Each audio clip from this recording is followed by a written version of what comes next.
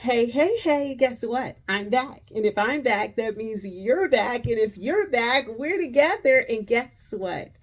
That simply means that together we're working on putting the puzzle pieces back together again. I'm excited that you're here. I am Nicole Wolfo Gator. I am the visionary strategist. I am your coach, Coach Nicole.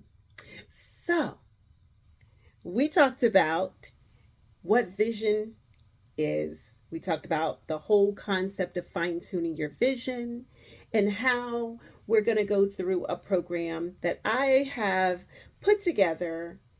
Very simple program that discusses fine tune the vision from the perspective of putting puzzle pieces together so that we can get you exactly where you desire to be. Not me, not my desire for you, but your original desire and plan before you had to fall back into the plan B, C, D, and E. Okay? So, the first puzzle piece we're going to unlock is the letter V. V. Give me a V. Give me a V. Right? That's a V. Okay, so the V in vision is value.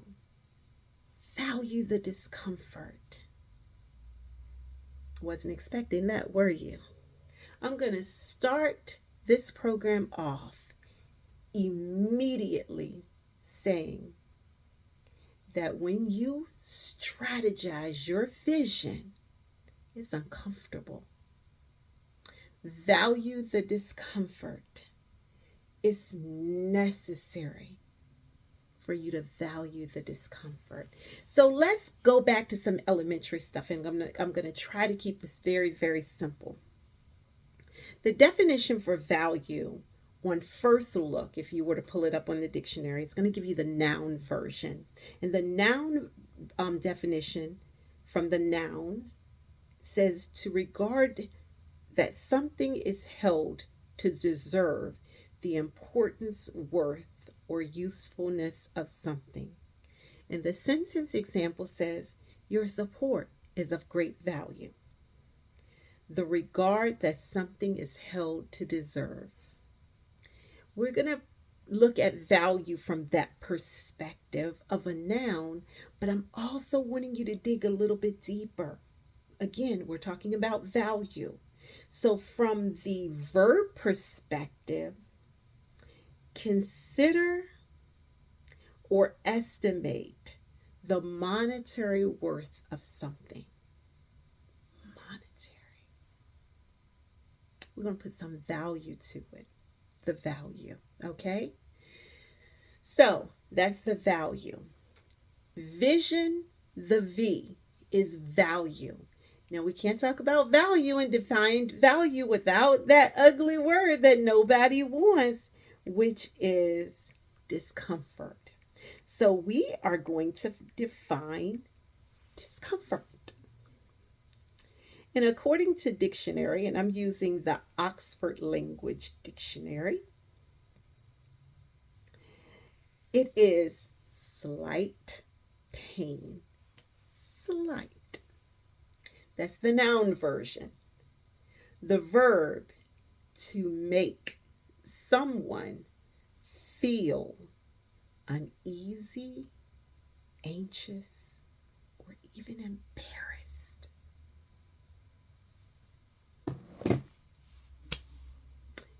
So, how do you value the discomfort? Valuing the discomfort means that I need you to feel something. We go through life far too often numb, just doing what we have to do. Some of us aren't in survival mode, right? Some of us are not in survival mode where we are robbing Peter to pay Paul. But that is the reality for some of us, right? And then some of us are in a situation where they landed this cool job and it supplies all of their needs and their wants. So they got there, got comfortable, and landed. right there. Valuing the discomfort means taking a good long look and study of yourself. That's the value. Valuing it, right?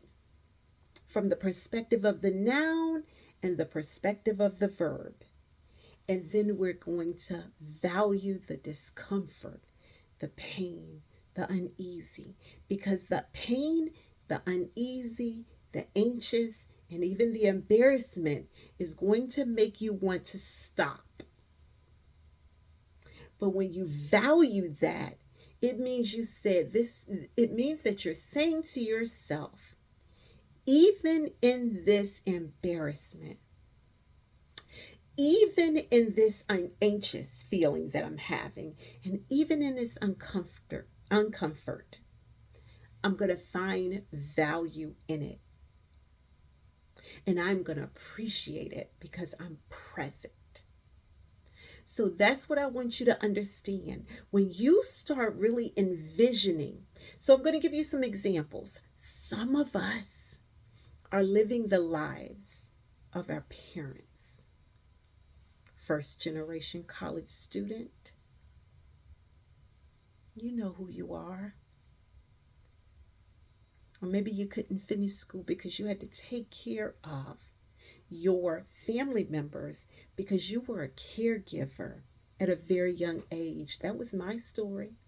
I was a caregiver at 12 to a disabled mother.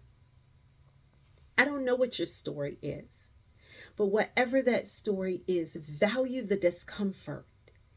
Doesn't necessarily mean that you hate what you went through. I loved caring for my mother. And I would do anything to bring her back on one of those worst days of caregiving just to be able to be in her presence again. But it doesn't mean that there weren't some discomfort there. Things that I wasn't able to do because I chose to continue to be a caregiver. So I'm asking you to dig deep. I promised you all 5 minutes. But valuing the discomfort requires us to dig a little bit deeper. So I'm going to leave you with 2 scriptures that I want you to hold on to. The first is Corinthians 12:9, and I'm going to read from the King James Version.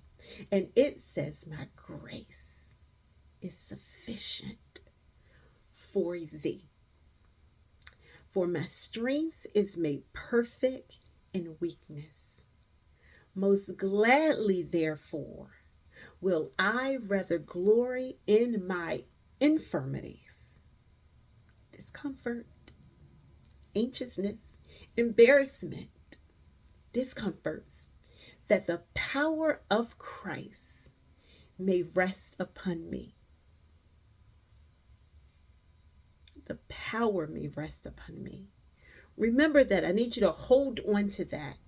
Then the second verse I want to give you is Jeremiah 29:11. "For I know the plans that I think towards you, saith the Lord. Thoughts of peace and not of evil, to give you an expected end." Those are 2 verses I want you to hold on to, and you may have others. Value the discomfort. Be content where you are right now. But as you look back over, and as you start to unlock vision, it's going to get uncomfortable. But value the uncomfort. Sit in it a minute and journal why. What is that about? What's uncomfortable? Did you go through 10 years of your life, 2 degrees, certifications to please family members without pleasing yourself? Are you holding on to a title doctor?